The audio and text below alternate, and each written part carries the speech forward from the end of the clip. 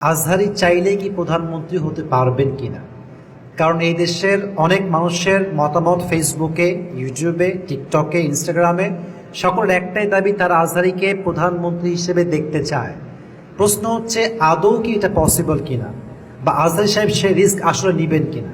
প্রথম কথা হচ্ছে এই কথার জন্য, এই দাবির জন্য জনগণ একটা থ্যাঙ্কস ডিজার্ভ করে।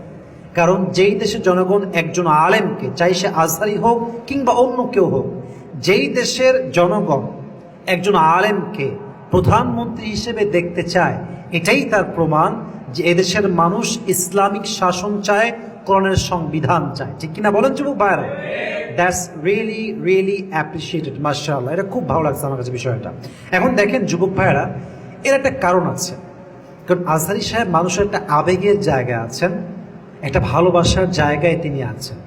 তিনি রাজনৈতিকভাবে কোনো দলের সঙ্গে জড়িত নন পরিপূর্ণরূপে, তবে তাকে অনেক ট্যাগ দেওয়া হয়েছে এই দেশের মাটিতে, এটা আমরা সবাই ইতিহাস জানি। দেখেন, যে মানুষটা জনগণের জীবন পরিবর্তনের জন্য বক্তব্য দেয়, তাকে মানুষ সত্যিকার অর্থেই ভালোবাসে।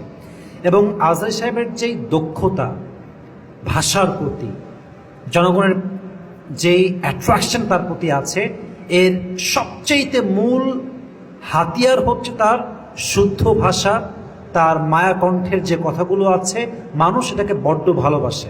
তার মানে কোরআন থেকে যে কথা বলে, হক কথা বলে, মানুষ তাকে আসলেই মন থেকে ভালোবাসে। যুবক ভাইয়েরা, ঠিক কিনা বলেন যুবক ভাইয়েরা?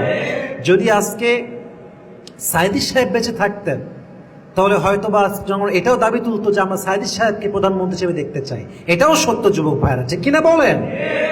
প্রথম কথা আমি বলতে চাই, যদি আজহারি সাহেব প্রধানমন্ত্রী হতে চান ভোটের মাধ্যমে, যেটা আগামীতে হয় বলে আমরা আশা রাখি খুবই দ্রুত ইনশাআল্লাহ, আমি এতটুকু বলতে পারি আমার জায়গা থেকে, from my personal point of view, from my experience, from my perspective, আমার জায়গা থেকে আমি বলবো, যদি আজহারি সাহেব এই ভোটে দাঁড়ায়, উনি অবশ্যই জনগণের ভোটে পাশ হয়ে বিজয়ী হবেনই হবেন ইনশাআল্লাহ। কেন বললাম এইটা? মনে করেন প্রত্যেকটা জেলায়, প্রত্যেকটা বিভাগে, প্রত্যেকটা থানায় থানায়, গ্রামে গ্রামে আজহারির ভক্ত আছে না?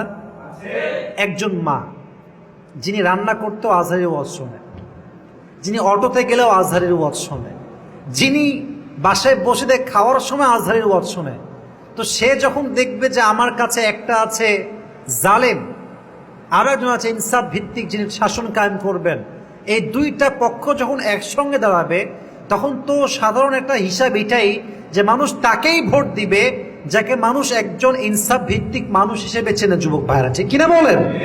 তো তিনি সাধারণ জনগণের ভোটে পাশ হবেন, এখানে কোনো সন্দেহ নাই। বাকি হ্যাঁ, এখানে কিছু বিষয় বোঝার আছে। আবেগ দিয়ে নয়, বিবেক দিয়ে কাজ করাটা বড্ড জরুরি যুবক ভাইরা।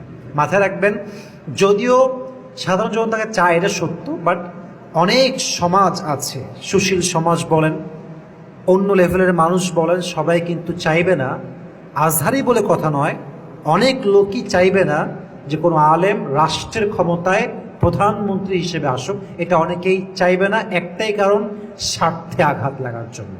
ফর অ্যান এক্সাম্পল, একজন মেয়ে যে ওয়েস্টার্ন কালচার ফলো করে, তার ড্রেস হচ্ছে শর্ট, হাঁটু পর্যন্ত ড্রেস পরে, টি শার্ট পরে, টাইট ফিটিং ড্রেস পরে রাস্তাঘাটে ঘোরে, তো একজন আলেম যদি ক্ষমতায় আসে, সে তো এই বিধানটা করবে ইসলাম দিয়ে যে প্রত্যেকটা মেয়ের জন্য হিজাব পরে বাহিরে বের হওয়া বাধ্যতামূলক।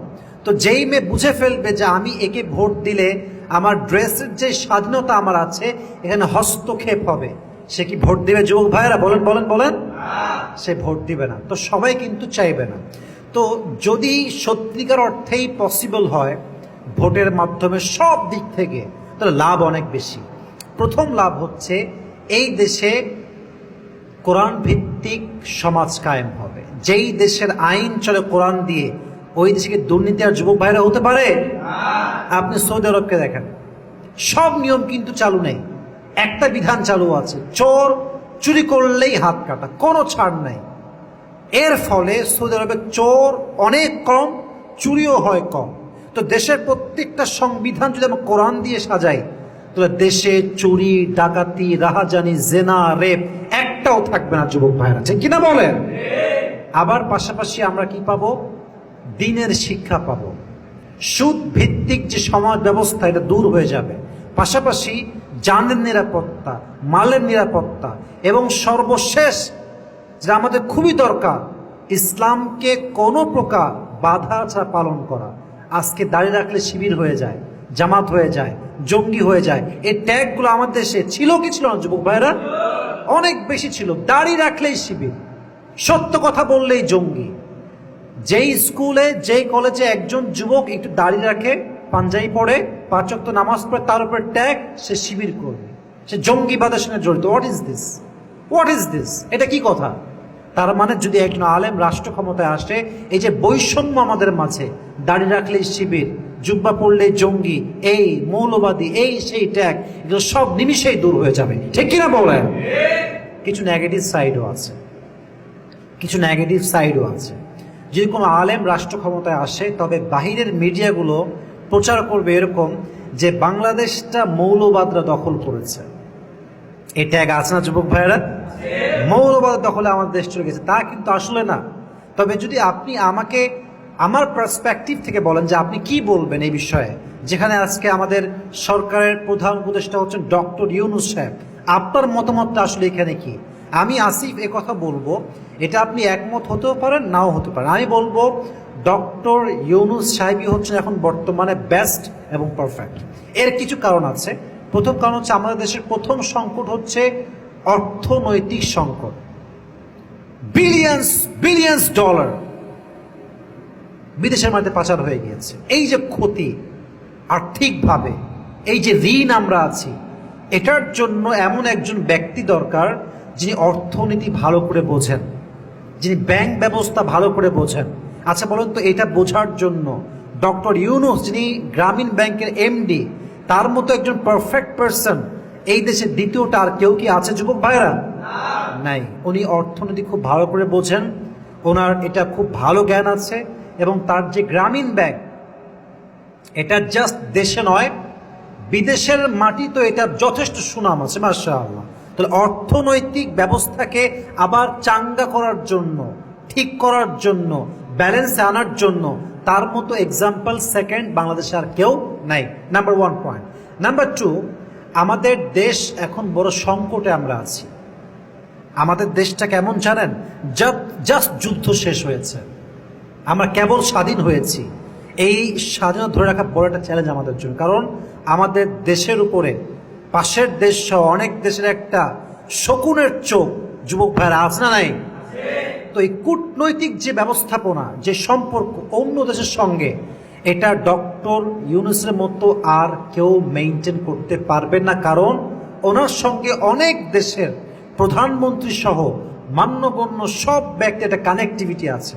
উনি চাইলে কল করতে পারবে, উনি চাইলে কালকে আমেরিকার প্রেসিডেন্টকে কল দিতে পারবেন, উনি চাইলে কালকে আর এক দেশের প্রধানমন্ত্রীকে কল দিতে পারবেন, উনি চাইলে কালকে হিলারি ক্লিন্টনকে কল দিতে পারবেন। যাকে চায় যোগাযোগ চাইলে করতে পারবেন তিনি। তার সেই সামর্থ্য, সেই যোগ্যতা, সেই তার যে মানটা, এটা তার আছে। তাহলে এমন লোক দরকার যিনি অন্য দেশের যে শত্রুরা আছে এদের চোখে চোখ রেখে কথা বলতে পারবে, ঠিক কিনা বলেন? এটার জন্য উনি একটা বেস্ট এক্সাম্পল। সর্বশেষ কথা হচ্ছে, আমাদের দেশটা এখন একটা ইমেজ সংকটে ভুগছে। এটা দূর করার জন্য, এই বিষয়ে ক্লিয়ারেন্স দেওয়ার জন্য ওনার মতো একটা লোক খুবই দরকার। এখন বাকিতে হলো সুদ ভিত্তিক যে ব্যাপারটা চলতেছে, উনি সুদ খেয়েছেন, সুদের ব্যবস্থা উনি করেছেন, এটা আসলে এই মুহূর্তে নজরআন্দাজ করতে হবে সাময়িকের জন্য।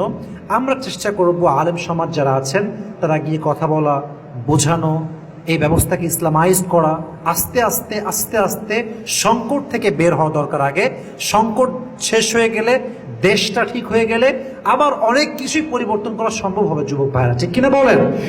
তাহলে বোঝা গেল উনি একজন পারফেক্ট পারসন এই মুহূর্তে আমার দেশের জন্য। পরবর্তী সময় যখন ভোট হবে, নির্বাচন হবে, আজহার সাহেব আসবেন কি আসবেন না, উনি দাঁড়াবেন কি দাঁড়াবেন না, উনি ওই রিস্ক নিবেন কি না, কারণ এটা এত সহজ বিষয় না, এটা এতটা ইজি সাবজেক্ট না। তো উনি ওই রিস্ক নিবেন কিনা এটা ওনার ব্যক্তিগত স্বাধীনতা। বাট আমরা জনগণ হিসেবে চাইব একজন আলেম, একজন বড় স্কলার উনি দেশের দায়িত্বে থাকুক, উনি দেশকে লিড করুক, যাতে করে দেশের দুর্নীতি, সুদ, ঘুষ, চাঁদাবাজি, ডাকাতি, রাহাজানি, জেনা, ধর্ষণ বন্ধ হয়ে যায়। এটা আমরা চাইবো। আল্লাহ আমাদের সবাইকে কথাগুলো মানা, বোঝা এবং আমল করার তৌফিক দান করুক। আমরা সকলে বলছি আমিন।